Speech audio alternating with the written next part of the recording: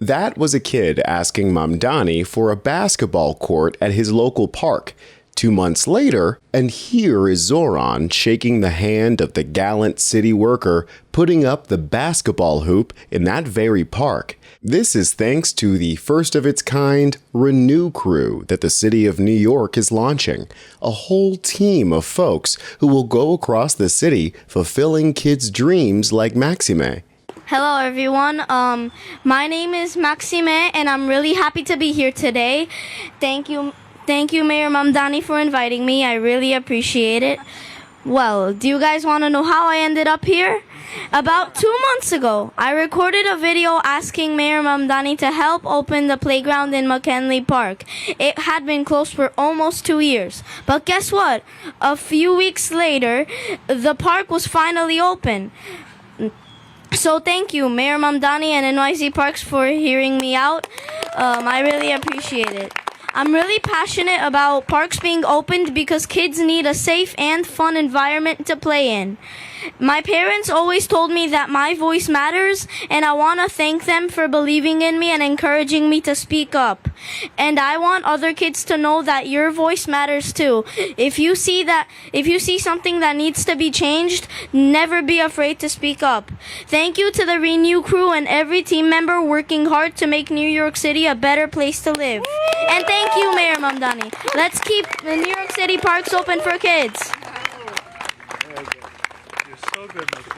It's beyond normal political belief for a kid to be able to just walk up to a mayor and ask for something. Then you get handed a card and the thing you asked for gets finished within a business quarter. This level of giving back to the community hasn't been seen since Robin Hood. So here at Dry Harbor Playground, days are filled with the sound of sneakers on the basketball court, the crack of a bat on the baseball field, and kids perched on top of the ship structure shouting, "All hands on deck," which makes sense for a park called Dry Harbor. But even if that ship may have never set sail, it still has a captain, and every captain needs a crew. Today, that crew is here. Say hello to New York City's first ever Renew crew.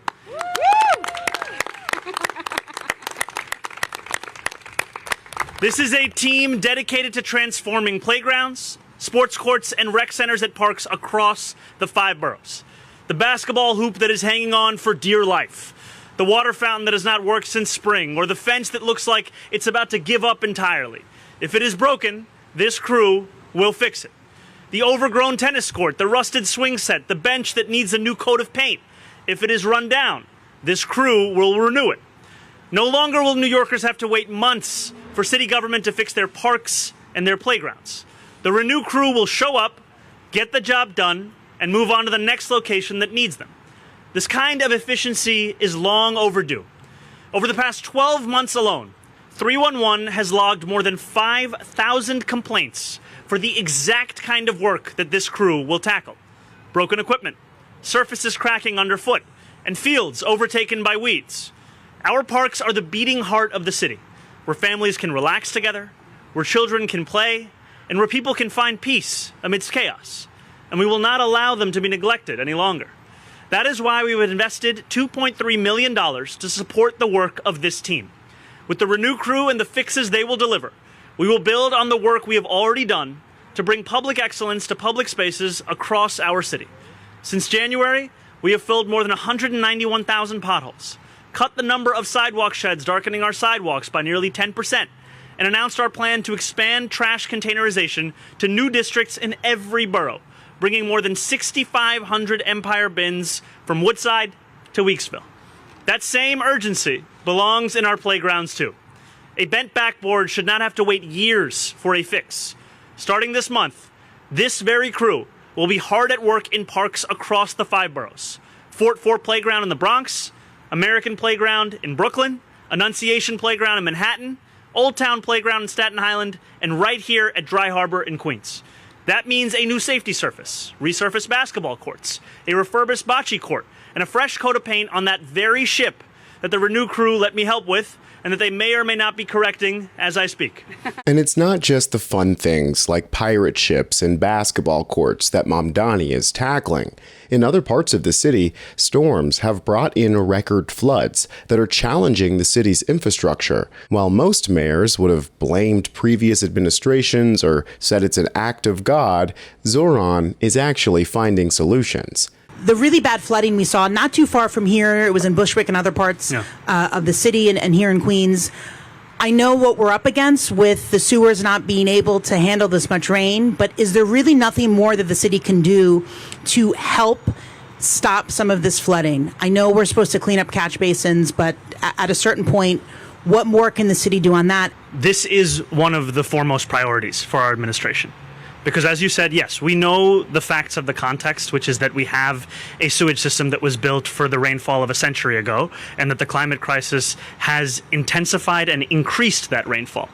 And also, it is not going to be the case that we are simply going to sit on our hands until the day in which this sewage system is entirely overhauled. So we are exploring every single avenue that we have, whether it is from the installation of cloudburst technology, to the use of permeable pavement, to the question of floodable parks that are actually built to absorb that kind of excess rainfall. I'll pass it over to our Deputy Mayor for Operations to add some additional details.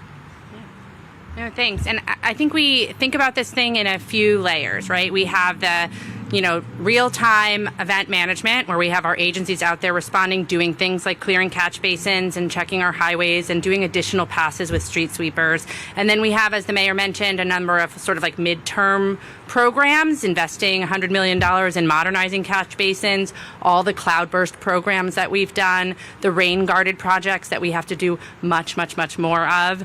And then we have the bigger, longer-term investments like the $3 billion program that we're putting into place to build more stormwater and sewers in Southeast Queens. So we put all of that together to try and create a comprehensive strategy to manage the future of climate change. He really wasn't kidding when he said no dream too big, no issue too small. He even made sure to welcome the anime convention to New York, which is not only hilarious that he took the time to do this, but it clearly made the participants happy, because somebody came dressed up as Zohran to the convention and absolutely stole the show. Apparently, people were gathering around and trying to chase him down in order to get pictures. I know other mayors were popular in their time, but I don't think Rudy Giuliani was able to get anyone to dress up as him. In fact, it's usually Rudy undressing in front of every young reporter foolish enough to take an interview with him. They were even selling Mamdani merch at the convention. Zohran has been fully chibi-fied, turned into a tiny cartoon character with campaign slogans. Like, this level of political aura has never existed. This was my personal favorite. If I was in New York City and had $20 on me, I'd be getting this and heading straight for the mayor's office to get it signed. If you want to support the channel, all you got to do is keep watching and subscribe. I'm Tony Hinderman, and I'll catch you next time.